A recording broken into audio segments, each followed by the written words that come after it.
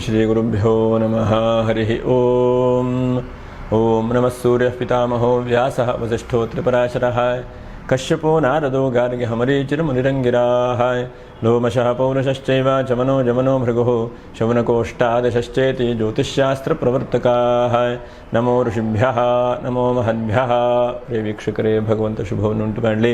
ಆತ್ಮೀಯರೇ, ಏಪ್ರಿಲ್ ತಿಂಗಳಲ್ಲಿ ವೃಷಭ ರಾಶಿಯವರಿಗೆ ಹೇಗಿದೆ ಮಾಸ ಭವಿಷ್ಯ ಎಂಬುದನ್ನು ಗಮನಿಸೋಣ. ನೋಡಿ, ಕೃತಿಕಾ ನಕ್ಷತ್ರ 2, 3, 4ನೇ ಪಾದ, ಹಾಗೆ ರೋಹಿಣಿ ನಕ್ಷತ್ರ 1, 2, 3, 4ನೇ ಪಾದ, ಹಾಗೆ ಮೃಗಶಿರಾ ನಕ್ಷತ್ರ 1, 2ನೇ ಪಾದ. ವಿಡಿಯೋ ಮುಗಿಯುವವರೆಗೂ ಕೂಡ ನೀವು ನೋಡ್ತಾ ಇರಿ. ನಕ್ಷತ್ರ ಪರಿಹಾರಗಳು ಏನು ಎಂಬುದನ್ನು ಕೂಡ ನಾವು ವಿಡಿಯೋದ ಕೊನೆಯಲ್ಲಿ ಗಮನಿಸೋಣ.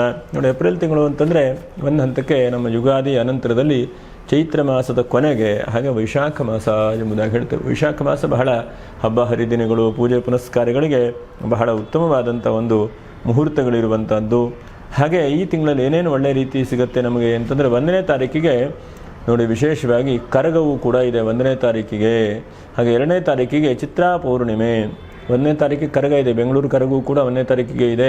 ಹಾಗೆ 2ನೇ ತಾರೀಕಿಗೆ ಚಿತ್ರಾ ಪೌರ್ಣಿಮೆ, ಹಾಗೆ 5ನೇ ತಾರೀಕಿಗೆ ಸಂಕಷ್ಟದ ಚತುರ್ಥಿ, 13ನೇ ತಾರೀಕಿಗೆ ಸರ್ವೇಶಾಂ ಏಕಾದಶಿ, 14ನೇ ತಾರೀಕಿಗೆ ಸೌರ ಯುಗಾದಿ, ಹಾಗೆ ಸಂಕ್ರಾಂತಿಯು ಕೂಡ ಆ ದಿವಸವೇ ಇದೆ. ಅನಂತರ 17ನೇ ತಾರೀಕಿಗೆ ಅಕ್ಷತೃತೀಯ ಅಮಾವಾಸ್ಯೆ. ಅಕ್ಷತೃತೀಯ ಅಮಾವಾಸ್ಯೆ ಕೂಡ 17ನೇ ತಾರೀಕಿಗಿದೆ. ಹಾಗೆ 19ನೇ ತಾರೀಕಿಗೆ ಪರಶುರಾಮ ಜಯಂತಿ.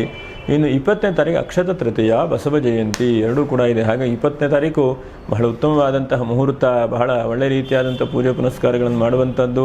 21ನೇ ತಾರೀಕು ಆಚಾರ್ಯ ಶಂಕರರ ಜಯಂತಿ, 22ಕ್ಕೆ ರಾಮಾನುಜಾಚಾರ್ಯ ಜಯಂತಿ ಇದೆ. 23ನೇ ತಾರೀಕಿಗೆ ಗಂಗೋತ್ಪತ್ತಿ ಮತ್ತು ಭಗೀರಥ ರಥ, 26 ವಾಸವಾಂಬಾ ಜಯಂತಿ, ನಿಮಿಷಾಂಬಾ ಜಯಂತಿ, 27 ಬೃಹಸ್ಪತಿ ಜಯಂತಿ, 30ನೇ ತಾರೀಕಿಗೆ ನರಸಿಂಹ ಜಯಂತಿ.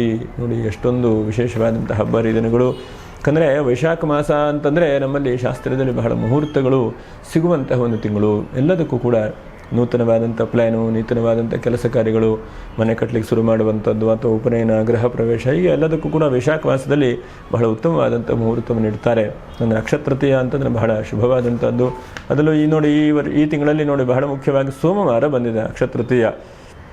ಹಾಗಾಗಿ ಬಹಳ ಒಳ್ಳೆಯದು. ಎಷ್ಟೋ ಸಲ ಮಂಗಳವಾರ, ಶನಿವಾರ ಹೀಗೆಲ್ಲ ಬರುತ್ತೆ, ಆವಾಗ ವಾರದೋಷ ಅಂಥೇಳಿ ಬರುತ್ತೆ. ಆದರೆ ಈ ತಿಂಗಳಲ್ಲಿ 20ನೇ ತಾರೀಕು ಸೋಮವಾರ ಬಂದಿರೋದ್ರಿಂದ ವಾರದೋಷವೂ ಕೂಡ ಇಲ್ಲ.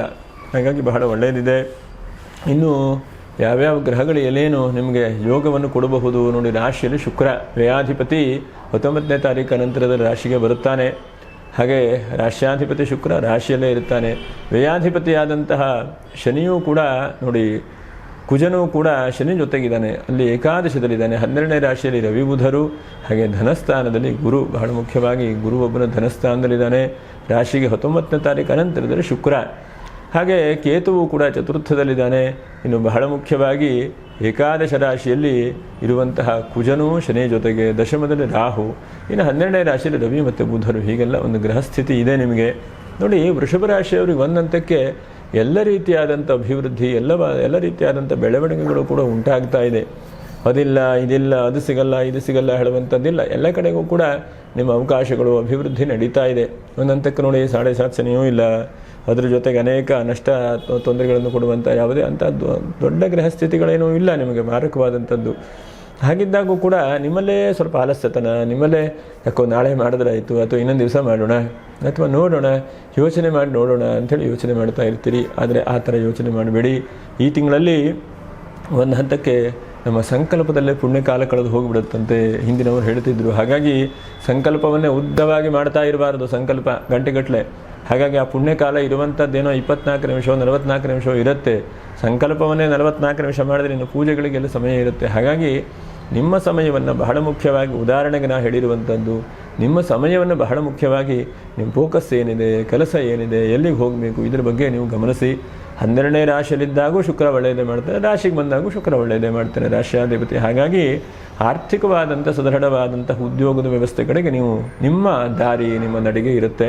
ಹಾಗೆ ಆರ್ಥಿಕವಾಗಿ ಒಂದು ಹಂತಕ್ಕೆ ಅನುಕೂಲವಾಗಬಹುದು. ಹಣಕಾಸಿನ ವಿಷಯದಲ್ಲೂ ಕೂಡ ಎಲ್ಲೋ ಒಂದು ಕಡೆಗೆ ಸಮಾಧಾನ, ನೆಮ್ಮದಿ ಸಿಗ್ಬೋದು. ಹಣಕಾಸಿಗೆ ಬಹಳ ತೊಂದರೆಗಳು ಬಹಳ ಜನ ಹೇಳ್ತಾ ಇದ್ದೀರಿ. ಆದರೂ ಕೂಡ ಎಲ್ಲೋ ಒಂದು ಕಡೆ ಹಣಕಾಸಿನ ಅನುಕೂಲ ಆಗುವಂಥದ್ದು, ಉದ್ಯೋಗದಲ್ಲಿ ಏನೋ ಒಂದು ಸ್ಥಿರವಾದಂಥ ಉದ್ಯೋಗ ಬರುವಂಥದ್ದು, ಹೀಗೆ ಆಗುವಂಥ ಸಾಧ್ಯತೆಗಳು. ರಾಶಿಗೆ ಶುಕ್ರ ಸ್ವಲ್ಪ ವಿವಾಹಾದಿ ಮಂಗಲ ಕಾರ್ಯಗಳು ನೋಡಿ. ಎಷ್ಟೋ ಜನ ಒದ್ದಾಡ್ತಾ ಇದ್ದೀರಿ, ಮದುವೆ ಆಗಲಿಲ್ಲ ಅಂಥೇಳಿ. ಮದುವೆ ಬಗ್ಗೆ ಪ್ರಯತ್ನ ಮಾಡಿ ವಿವಾಹಾದಿ ಮಂಗಲ ಕಾರ್ಯಗಳಿಗೂ ಕೂಡ ಶುಭ ಆಗುವಂಥ ಸಾಧ್ಯತೆಗಳಿದ್ದಾವೆ. ಹಾಗೆ ಧನಸ್ಥಾನದಲ್ಲೂ ಗುರು ಇದ್ದಾನೆ. ಕುಟುಂಬದಲ್ಲಿ ಎಲ್ಲರೂ ನಿಮ್ಮ ಜೊತೆಗೆ ಸೇರ್ತಾ ಇದ್ದಾರೆ, ನಿಮ್ಮ ಜೊತೆಗೆ ಒಡನಾಟ ನಡೆಸ್ತಾ ಇದ್ದಾರೆ. ಹಾಗಾಗಿ ಸಣ್ಣ ಪುಟ್ಟ ಭಿನ್ನಾಭಿಪ್ರಾಯಗಳಿಗೆ ಕಿವಿ ಕೊಡಬೇಡಿ. ಏನಿದ್ರೂ ನಡ್ಕೊಂಡು ಹೋಗ್ತಾ ಇರ್ತದೆ ಕುಟುಂಬ ಅಂತಂದರೆ ಒಬ್ಬರು ಹೇಳ್ತಾರೆ, ಒಂದು ಮಾತು ಬರುತ್ತೆ ಹೋಗುತ್ತೆ. ಯಾಕಂದರೆ ಧನಸ್ಥಾನದಲ್ಲಿ ಗುರು ಇದ್ದಾನೆ. ಗುರು ನಿಮ್ಮನ್ನು ಒಳ್ಳೆ ರೀತಿಯಾಗಿ ರಕ್ಷಣೆ ಮಾಡ್ತಾ ಇದ್ದಾನೆ. ಒಳ್ಳೆ ಕಡೆಗೆ ಇನ್ವೆಸ್ಟ್ಮೆಂಟ್ ಮಾಡುವಂಥದ್ದು, ಅದರ ಜೊತೆಗೆ ಒಳ್ಳೆ ರೀತಿಯಾದಂಥ ಜನರ ಸಹವಾಸ ವಿಶ್ವಾಸ ಬೆಳೆಸುವಂಥದ್ದು, ಅದರ ಜೊತೆಗೆ ಅನಿರೀಕ್ಷಿತವಾದಂಥ ಯಾವುದೋ ಒಂದು ವ್ಯಕ್ತಿ ನಿಮಗೆ ಸಹಾಯವನ್ನು ಮಾಡ್ತಾನೆ. ನೋಡಿ, ಈ ತಿಂಗಳಲ್ಲಿ ಬಹಳಷ್ಟು ಮುಖ್ಯವಾಗಿ ಗಮನಿಸಬೇಕು. 12ನೇ ರಾಶಿಯಲ್ಲಿರುವಂಥ ಶುಕ್ರ ರಾಶಿಗೆ ಬಂದು ಬಿಡ್ತಾನೆ. ಅನಿರೀಕ್ಷಿತವಾಗಿ ಯಾವುದೋ ಒಂದು ಸ್ತ್ರೀಯಿಂದನೋ ಅಥವಾ ಯಾವುದೋ ಒಂದು ವ್ಯಕ್ತಿಯಿಂದನೋ ಅಥವಾ ಒಂದು ಗೌರ್ಮೆಂಟ್ ಆಫೀಸಿಂದನೋ ಹೀಗೆ ಯಾವುದೋ ಒಂದು ದಿಢೀರ್ನೇ ಏನೋ ಬದಲಾವಣೆ ಆಗಿಬಿಡುತ್ತೆ. ನಾವೊಂದು ಒಳ್ಳೆ ಕೆಲಸಕ್ಕೆ ಹೋಗಿರುತ್ತೇವೆ, ಅಲ್ಲಿ ನಾವು ಬೇಕಾದಂಥ ವ್ಯಕ್ತಿ ಸಿಕ್ಕಿರುವುದಿಲ್ಲ. ಇನ್ನೊಬ್ಬನೇ ಯಾರೋ ಒಂದು ವ್ಯಕ್ತಿ ನಿಮಗೆ ಪರಿಚಯ ಆಗಿ ಅವನು ಒಳ್ಳೆಯ ಕೆಲಸ ಮಾಡಿಕೊಡಬಹುದು. ಹಾಗಾಗಿ ಅನಿರೀಕ್ಷಿತವಾದಂತಹ ಕೆಲವೊಂದಷ್ಟು ಈ ತಿಂಗಳಲ್ಲಿ ಘಟನೆಗಳು ನಡೆಯಬಹುದು. ಒಂದು ಒಳ್ಳೆಯ ರೀತಿಯಾದಂಥ ಘಟನೆಗಳೇ. ಹಾಗಾಗಿ ಏನೋ ಚಿಂತೆ ಮಾಡುವಂಥದ್ದು ಬೇಡ. ಇನ್ನು ಚತುರ್ಥ ರಾಶಿಯ ಕೇತು, ತಂದೆಯವರ ವಿಷಯದಲ್ಲಿ ಸ್ವಲ್ಪ ಜಾಗ್ರತೆ, ಹಿರಿಯರ ವಿಷಯದಲ್ಲಿ ಸ್ವಲ್ಪ ಜಾಗ್ರತೆ, ಅದರ ಜೊತೆ ನಿಮ್ಮ ಆರೋಗ್ಯದಲ್ಲೂ ಸ್ವಲ್ಪ ಜಾಗ್ರತೆ ವಹಿಸ್ಕೊಳ್ಳಿ. ವಾಹನದ ವಿಷಯದಲ್ಲಿ ಸ್ವಲ್ಪ ಜಾಗ್ರತೆ ವಹಿಸ್ಕೊಳ್ಳಿ. ಈ ತಿಂಗಳಲ್ಲಿ ವಾಹನದಲ್ಲಿ ಸ್ವಲ್ಪ ಏಟು ಏನಾದರೂ ಇದು ಬಿದ್ದಿರಬಹುದು ಅಥವಾ ಬೀಳುವಂಥ ಸಾಧ್ಯತೆಗಳಿರುತ್ತೆ. ಹಾಗಾಗಿ ವಾಹನದ ವಿಷಯದಲ್ಲೂ ಸ್ವಲ್ಪ ಜಾಗ್ರತೆ. ವ್ಯಯಾಧಿಪತಿಯಾದಂತಹ ಕುಜನೂ ಶನಿ ಜೊತೆಗಿದ್ದಾನೆ ನೋಡಿ. ಹಾಗೆ ಶನಿ ಕುಜರ ಸಂಯೋಗ ಅಷ್ಟೊಂದು ಒಳ್ಳೆಯದಲ್ಲ ಏಕಾದಶದಲ್ಲಿ. ಏನಂತಂದರೆ ಎಲ್ಲ ಚೆನ್ನಾಗಿರುತ್ತೆ, ಅದರಲ್ಲೋ ಒಂಚೂರು ಮುಕ್ಕಾಗಿಬಿಡುತ್ತೆ. ಎಲ್ಲ ಚೆನ್ನಾಗಿ ಪೇಂಟಿಂಗ್ ಮಾಡಿರ್ತಾರೆ, ಯಾವುದೋ ಒಂದು ಕಡೆಗೆ ಚೂರು ಪೇಂಟಿಂಗ್ ಚೆನ್ನಾಗಿ ಬಂದಿರುವುದಿಲ್ಲ ಹೀಗೆ. ಅಥವಾ ನಿಮ್ಮ ಉದ್ಯೋಗದಲ್ಲಿರಬಹುದು, ಕೆಲಸ ಇರಬಹುದು, 99 ಭಾಗ ಚೆನ್ನಾಗಿ ಮಾಡಿರ್ತೀರಿ, ಒಂದು ಭಾಗದಲ್ಲಿ ಅದರಿಂದ ನಷ್ಟ ಮಾಡ್ಕೊಂಡ್ಬಿಡ್ತೀರಿ. ಪ್ರತಿ ದಿವಸವೂ ಕೂಡ ಕರೆಕ್ಟಾಗಿ 8:30 9 ಗಂಟೆ ಕೆಲಸಕ್ಕೆ ಹೋಗ್ತೀರಿ. ನೀವು ಬಾಸ್ ಬರುವಂಥ ದಿವಸವೇ ನೀವು ಲೇಟ್ ಆಗೋಗ್ಬಿಡ್ತೀರಿ. ಆವಾಗ ಏನ್ರಿ ಇಷ್ಟು ಲೇಟ್ ಆಯಿತು ಅಂತ ಹೇಳಿ ಕೇಳ್ತಾರೆ. ಅಂದರೆ ಜೀವನದಲ್ಲಿ ಎಲ್ಲವನ್ನೂ ಮಾಡಿ ಒಂದೇ ದಿವಸ ನೀವು ತಪ್ಪು ಮಾಡ್ಕೊಂಡು ಸಿಕ್ಕಾಕೊಂಡ್ಬಿಡ್ತೀರಿ. ಹಾಗಾಗಿ ಈ ತಿಂಗಳಲ್ಲಿ ಬಹಳ ಮುಖ್ಯವಾಗಿ ನೀವು ಏನು ಮಾಡ್ತಾ ಇದ್ದೀರೋ ಫೋಕಸ್ ಬಗ್ಗೆ ಜಾಸ್ತಿ ಗಮನಿಸಿ, ಅಥವಾ ನಿಮ್ಮ ವೃತ್ತಿ ಬಗ್ಗೆ ಜಾಸ್ತಿ ಗಮನಿಸಿ, ಮತ್ತು ನಿಮ್ಮ ಜೀವನದ ಗೋಲ್ ಏನು, ನೀವು ಏನು ಮಾಡಬೇಕು, ಎಲ್ಲಿ ಹೊರಟಿದ್ದೀರಿ ಅದನ್ನು ಜಾಸ್ತಿ ಪ್ರಯತ್ನ ಮಾಡಿ. ಎಷ್ಟೋ ಸಲ ನಾವು ಹೋಗ್ತಾ ಇರ್ತೇವೆ, ಎಲ್ಲಿ ಹೋಗ್ತೇವೆ, ಎಲ್ಲಿ ಮುಟ್ಟಬೇಕು ಅನ್ನುವಂಥ ಗುರಿ ನಮಗಿರೋದಿಲ್ಲ. ಹಾಗಾಗಬಾರ್ದು. ನಮ್ಮ ಗುರಿ ಖಂಡಿತವಾಗೂ ನಿಖರವಾಗಿರಬೇಕು. ಮತ್ತು ಅಸ್ಪಷ್ಟವಾದಂಥ ಕೆಲಸ ಕಾರ್ಯಕ್ಕೆ ಕೈ ಹಾಕಲಿಕ್ಕೆ ಹೋಗಬೇಡಿ. ಕ್ಲಾರಿಟಿ ಇರಬೇಕು. ಪಕ್ಕ ಕ್ಲಾರಿಟಿ ಹೇಗಿರಬೇಕು ಅಂದರೆ ಕರೆಕ್ಟಾಗಿ ಆಗುತ್ತೆ, ಕರೆಕ್ಟಾಗಿ ಸಿಗುತ್ತೆ, ಕರೆಕ್ಟಾಗಿ ವ್ಯವಹಾರ ಹೀಗೆ ಇದ್ದಾಗ ಮಾತ್ರ ಕೆಲಸ ಕೈ ಹಾಕ್ಲಿಕ್ಕೆ ಹೋಗಿ. ಸುಮ್ಮನೆ ಆದರೆ ಆಯಿತು, ಹೋದ್ರೆ ಹೋಯಿತು, ಇಂಥವರಿಗೆ ಜೊತೆಗೆ ಸಮಯ ಹಾಳು ಮಾಡ್ಕೊಳ್ಳಿಕ್ಕೆ ಹೋಗಬೇಡಿ. ಇನ್ನು 12ನೇ ರಾಶಿ ರವಿ ಬುಧರು ಒಂದಂತಕ್ಕೆ ಯೋಗಕಾರಕರು ಕೂಡ ಆಗ್ತಾರೆ. ವಿದ್ಯಾಭ್ಯಾಸ ಮಾಡ್ತಾ ಇರುವಂಥ ಮಕ್ಕಳಿಗೆ ಬಹುಶಃ ಭಾಳಷ್ಟು ಜನಕ್ಕೆ ರಿಸಲ್ಟ್ ಬಂದಿದೆ, ಚೆನ್ನಾಗಿ ಬಂದಿರಬಹುದು. ಹಾಗಾಗಿ ಒಳ್ಳೊಳ್ಳೆ ಕೋರ್ಸುಗಳು, ಒಳ್ಳೊಳ್ಳೆ ಕಾಲೇಜು, ಒಳ್ಳೊಳ್ಳೆ ಕಡೆ ಅವಕಾಶಗಳಿದೆ. ಹಾಗಾಗಿ ವಿದ್ಯಾರ್ಥಿಗಳ ಜೀವನಕ್ಕೆ ಬಹಳ ಶುಭ ಆಗುವಂಥ ಸಾಧ್ಯತೆಗಳು. ಮತ್ತು ಈ ಶೈಕ್ಷಣಿಕ ಕ್ಷೇತ್ರದಲ್ಲಿರುವಂತಹ ಟೀಚರ್ ಇರಬಹುದು, ಅಥವಾ ಸ್ಕೂಲ್ ನಡೆಸ್ತಾ ಇರುವಂಥ ದೊಡ್ಡ ದೊಡ್ಡ ವ್ಯಕ್ತಿಗಳಿರಬಹುದು, ಅಥವಾ ಈ ವರ್ಷದಿಂದನೇ ಸ್ಕೂಲನ್ನೆಲ್ಲ ಆರಂಭ ಮಾಡ್ತೇನೆ ಹೇಳುವಂಥ ವ್ಯಕ್ತಿಗಳಿರಬಹುದು. ನಿಮಗೆಲ್ಲ ಬಹಳಷ್ಟು ಶುಭವಾದಂತಹ ಅವಕಾಶಗಳು ಕೂಡ ಬರುತ್ತೆ. ಮತ್ತು ಬಿಲ್ಡಿಂಗ್ ಕಟ್ತಾ ಇರುವಂಥ ವ್ಯಕ್ತಿಗಳು, ರವಿ ನೋಡಿ ಕುಜನ ಮನೆಗೆ ಬಂದಿದ್ದಾನೆ. ಹಾಗಾಗಿ ಎಲ್ಲೋ ಒಂದು ಕಡೆ ಬಿಲ್ಡಿಂಗ್ ಕಟ್ಟಬೇಕು, ಪ್ಲ್ಯಾನ್ ಅಪ್ರೂವಲ್ ಆಗಬೇಕು, ಗೌರ್ಮೆಂಟಿನ ಏನೋ ಒಂದು ಅನುಮೋದನೆ ಸಿಗಬೇಕು ಅಂತಂದರೆ ನಿಮಗೆ ಅವಕಾಶಗಳು ಸಿಗುವಂಥ ಸಾಧ್ಯತೆಗಳಿದ್ದಾವೆ. ಅಥವಾ ಗೌರ್ಮೆಂಟಿನ ವ್ಯಕ್ತಿಗಳು ನಿಮಗೆ ಸಾಮೀಪ್ಯ ಸಿಕ್ಕಿ ಕಾನೂನಾತ್ಮಕವಾಗಿ ಏನೇನು ವ್ಯವಸ್ಥೆ ಆಗಬಹುದು, ಅವರಿಂದ ಸಹಾಯ, ಅದರ ಜೊತೆಗೆ ಸಹಕಾರ ಎಲ್ಲವನ್ನು ಕೂಡ ಕೊಡುವಂತಹ ಪ್ರಯತ್ನಗಳಾಗುತ್ತೆ. ಎಷ್ಟೋ ಸಲ ಕಾನೂನು ನಮಗೆ ಗೊತ್ತಿಲ್ಲ, ಗೊತ್ತಿದ್ದವರು ಹೇಳಲ್ಲ, ಹೀಗಾಗಿಬಿಡುತ್ತೆ. ಹಾಗಾಗಿ ಎಷ್ಟೋ ಸಲ ನಾವು ತಪ್ಪು ಹಾಕೊಂಡ್ಬಿಡ್ತೇವೆ. ಆದರೆ ಗೌರ್ಮೆಂಟಿನ ವ್ಯಕ್ತಿಯಿಂದ ನಿಮಗೆ ಬಹಳಷ್ಟು ಅನುಕೂಲತೆಗಳು ಆಗುವಂಥ ಸಾಧ್ಯತೆಗಳಿದೆ. ನೀವೇ ಗೌರ್ಮೆಂಟ್ ಕೆಲಸದಲ್ಲಿದ್ದರೆ ನಿಮಗೆ ಹೆಚ್ಚಿನದಾದಂಥ ಅವಕಾಶಗಳು ಕೂಡ ಪಡೆಯಲಿಕ್ಕೆ ಸಾಧ್ಯತೆಗಳಿದೆ. ಇನ್ನು ಕುಜನಿಂದ ಚಿಂತನೆ ಮಾಡಲಿಕ್ಕೆ ಹೋದರೆ ಅಲ್ಪ ಸ್ವಲ್ಪ ಎಲ್ಲೋ ಒಂದು ಭೂಮಿಯ ಹಂತದಲ್ಲಿ ಸಣ್ಣ ಪುಟ್ಟ ತೊಂದರೆಗಳು ಇದ್ದರೆ, ಉದಾಹರಣೆಗೆ ಯಾರೋ ಒಬ್ಬರಿಗೆ ದುಡ್ಡು ಕೊಟ್ಟಿದ್ದೇವೆ, ಅದು ಬಗೆಹರಿದಿಲ್ಲ ಅಂತ ಬಗೆಹರಿಯುವಂಥದ್ದು, ಅಥವಾ ಋಣ ಸಾಲ ಅಂತಲೇ ಹೇಳ್ತೇವಲ್ಲ, ಆ ಸಾಲಗಳು ಸ್ವಲ್ಪ ಶುಕ್ರನ ದೃಷ್ಟಿಯಿಂದ ಸ್ವಲ್ಪ ತೀರಿಸುವಂಥದ್ದು, ಅಥವಾ ಎಲ್ಲೋ ಒಂದು ಕಡೆ ದುಡ್ಡಿಗೆ ತುಂಬ ಅರ್ಜೆಂಟ್ ಆಗಿದೆ, ಯಾರಿಗೋ ಕೊಡಬೇಕು ಅಂದರೆ ಯಾವುದೋ ಒಂದು ವ್ಯಕ್ತಿಯಿಂದ ಸಹಾಯ ಸಹಕಾರ ಆಗೋದು, ಅಥವಾ ಅವರೇ ತೆಗೆದುಕೊಳ್ಳುವಂಥವರೇ ಒಂದು 3 ತಿಂಗಳ ಟೈಮ್ ಕೊಡುವಂಥದ್ದು. ಯಾಕಂದರೆ ಜೀವನದಲ್ಲಿ ಟೈಮ್ ಕೆಲವೊಂದಷ್ಟಕ್ಕೆ ತೆಗೆದುಕೊಳ್ಬೇಕು, ಕೆಲವೊಂದಷ್ಟಕ್ಕೆ ಟೈಮನ್ನು ತೆಗೆದುಕೊಳ್ಬಾರ್ದು. ದಿಢೀರ್ನೇ ಸಿದ್ಧತೆ ಮಾಡ್ಕೊಂಡ್ಬಿಡಬೇಕು. ಎಷ್ಟೋ ಸಲ ನಾವು ಕಾಯ್ತಾ ಇರ್ತೇವೆ ಅಂದರೆ ಟ್ರೈನ್ ಹೋಗಿಬಿಡುತ್ತೆ ಜೀವನದಲ್ಲಿ. ಹಾಗಾಗಿ ಕೆಲವೊಂದಕ್ಕೆ ಕಾಯಬೇಕು, ಕೆಲವೊಂದಕ್ಕೆ ಕಾಯಬಾರ್ದು. ಕೆಲವೊಂದಕ್ಕೆ ಕಾದರೆ ಒಳ್ಳೆಯದಾಗುತ್ತೆ. ಎಷ್ಟೋ ಸಲ ಇವತ್ತು ನಾವೆಲ್ಲೋ ಒಂದು ಕಡೆಗೆ ಇನ್ವೆಸ್ಟ್ಮೆಂಟ್ ಮಾಡಿರ್ತೇವೆ ಅಂತಂದರೆ ಅದನ್ನು ಕೆಲವೊಂದಷ್ಟು ವರ್ಷ ಕಾಯಲೇಬೇಕು. ನಿಜವಾದಂಥ ವ್ಯವಸ್ಥೆ. ಇವತ್ತು ಹಾಕಿ ನಾಳೆ ದುಡ್ಡು ತೆಕ್ಕೊಳ್ತೇನೆ ಅಂತಂದರೆ ಹಾಕಿದಂಥ ದುಡ್ಡು ಕೂಡ ಲಾಸ್ ಆಗ್ತದೆ. ಹಾಗೆ ಒಂದು 5 ವ್ಯಾಪಾರ ವ್ಯವಹಾರ ಮಾಡೋರು ಬಹಳ ಜಾಗ್ರತೆ. ನಿಮಗೆ ಗೊತ್ತಿದ್ದ ಹಾಗೆ ಸ್ಥಿರವಾದಂಥ ಬೆಳ್ಳಿ ಬಂಗಾರ ವ್ಯಾಪಾರಗಳಿಲ್ಲ. ಹಾಗಾಗಿ 2ನೇ ರಾಶಿಯಲ್ಲಿ ಗುರು ಇದ್ದಾನೆ. ಹಾಗಾಗಿ ಸ್ವಲ್ಪ ಬೆಳ್ಳಿ ಬಂಗಾರ ವ್ಯಾಪಾರ ಮಾಡೋರು ಸ್ವಲ್ಪ ಜಾಗ್ರತೆ. ಫೈನಾನ್ಸ್ ವ್ಯಾಪಾರ ವ್ಯವಹಾರ ಮಾಡೋರು ಈ ತಿಂಗಳಲ್ಲಿ ಸ್ವಲ್ಪ ಜಾಗ್ರತೆ ಅಂತ ಹೇಳಬಹುದು. ಹಾಗೆ ಮಣ್ಣಿನ ವ್ಯಾಪಾರ, ಎಷ್ಟೋ ಜನ ಕುಡಿಕೆ ಅಥವಾ ಮಣ್ಣಿನ ಅಲಂಕಾರಿಕವಾದಂಥದ್ದೆಲ್ಲ ಮಾಡ್ತಾ ಇರ್ತೀರಿ, ಅವರು ಸ್ವಲ್ಪ ಜಾಗ್ರತೆ ವಹಿಸ್ಕೊಳ್ಬೇಕು. ಮತ್ತು ಬಿಲ್ಡಿಂಗ್ಗಳನ್ನು ಬಹಳಷ್ಟು ಜನ ಈ ವೃಷಭ ರಾಶಿಯವರು ಕಟ್ತಾ ಇದ್ದೀರಿ. ಅಂಥವರು ಕೂಡ ಸ್ವಲ್ಪ ಜಾಗ್ರತೆ. ಎಷ್ಟೋ ಸಲ ನೀವು ಮಾಡಿರ್ತೀರಿ, ಕೊನೆಗೇನೋ ಸಮಸ್ಯೆ ಬಂದಿರುವಂಥದ್ದು, ಕೊನೆಗೇನೋ ಕಿರಿಕಿರಿ ಆಗುವಂಥ ಸಾಧ್ಯತೆಗಳು. ಹಾಗೆ 5ನೇ ಭಗವಂತ ಎಲ್ಲವನ್ನೂ ಕೂಡ ಕೊಟ್ಟಿರ್ತಾನೆ. ನಿಮ್ಮಲ್ಲೇ ಸ್ವಲ್ಪ ಅನಾರೋಗ್ಯ, ಹೊಟ್ಟೆಲೇನೋ ತೊಂದರೆ ಆಗುವಂಥದ್ದು, ತಲೆನೋ ಕಿರಿಕಿರಿ ಆಗುವಂಥದ್ದು, ಹೀಗೆ ಒಂದು ಮನಸ್ಸಿಗೆ ಸಮಾಧಾನ ಇಲ್ಲಪ್ಪ, ಯಾವುದೋ ಕಿರಿಕಿರಿ ಬರ್ತಾ ಇರುತ್ತೆ.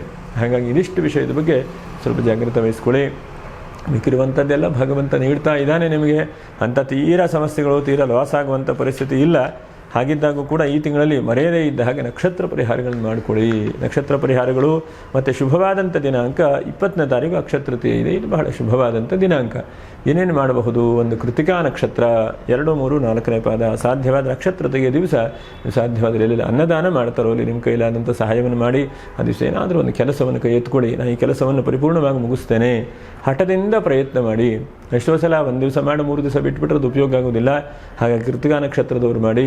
ಇನ್ನು ಮೃಗಶಿರಾ ನಕ್ಷತ್ರ ಬಹಳ ಮುಖ್ಯವಾಗಿ 2, 2ನೇ ಪಾದದವರು ಮೃಗಶಿರಾ ನಕ್ಷತ್ರ ಸಂಕಷ್ಟದ ಚತುರ್ಥಿ ಇದೆ. ಒಂದಷ್ಟು ವಿಘ್ನಗಳು ಬರ್ತಾ ಇದೆ ನಿಮಗೆ.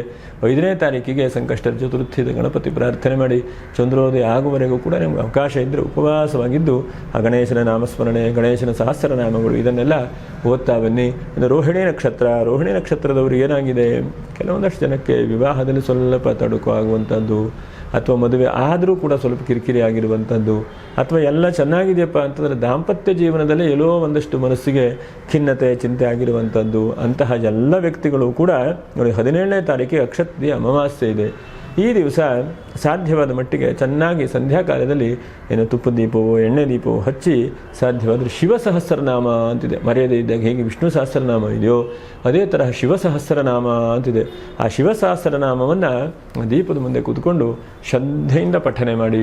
ಏನೇ ದಾಂಪತ್ಯ ಜೀವನದಲ್ಲಿ ಏನೇ ಕಲಹ ತೊಂದರೆಗಳು ಇದ್ರೂ ಪರಿಹಾರ ಆಗಲಿ. ಅದರ ಜೊತೆಗೆ ಮದುವೆ ಆಗಬೇಕಾದಂಥ ವ್ಯಕ್ತಿಗಳು ನಮಗೆ ವಿವಾಹಾದಿ ಮಂಗಲ ಕಾರ್ಯಗಳನ್ನು ಕೂಡ ಭಗವಂತ ಅನುಗ್ರಹಿಸಲಿ. ಯಾಕಂದರೆ ತೊಂದರೆ ತಾಪತ್ರೆಗಳೆಲ್ಲವೂ ಕೂಡ ಬರುತ್ತೆ. ಹೇಗೆ ಕತ್ತಲೆ ಕಳೆದು ಬೆಳಕು ಬರುತ್ತೋ ಅದೇ ಥರ ಜೀವನದಲ್ಲಿ ಬಂದೇ ಬರುತ್ತೆ. ಆ ವಿಶ್ವಾಸ ಇಟ್ಕೊಂಡು ನಾವು ಭಗವಂತನ ಮೇಲೆ ದೃಢವಾದಂತಹ ವಿಶ್ವಾಸ ಇಟ್ಕೊಂಡು ಪ್ರಯತ್ನ ಮಾಡ್ತಾ ಹೋಗಬೇಕು ಅಂತ ಭಗವಂತನ ಅನುಗ್ರಹದಿಂದ ಮಂಗಲವಾಗಲಿ. ವೃಷಭ ರಾಶಿಯವರಿಗೆ ಶಕ್ತಿ ಸಾಮರ್ಥ್ಯವನ್ನು ಭಗವಂತ ಅನುಗ್ರಹಿಸಲಿ ಅಂಥೇಳಿ ಗುರುಗಳಲ್ಲಿ ಪ್ರಾರ್ಥನೆ ಮಾಡಿಕೊಳ್ಳೋಣ. ನಮಃ ಶಾಂತಾಯ ದಿವ್ಯಾಯ ಸತ್ಯಧರ್ಮಸ್ವರೂಪಿಣೆ ಸ್ವಾನಂದಾಮೃತತೃಪ್ತಾಯ ಶ್ರೀಧರಾಯ ನಮೋ ನಮಃ. ಭಗವಾನ್ ಸದ್ಗುರು ಶ್ರೀ ಶ್ರೀಧರ ಸ್ವಾಮಿ ಮಹಾರಾಜ ಕಿ ಜೈ. ಅವಧೂತ ಚಿಂತನ ಶ್ರೀ ಗುರುದೇವ ದತ್ತ. ನಮಸ್ಕಾರ.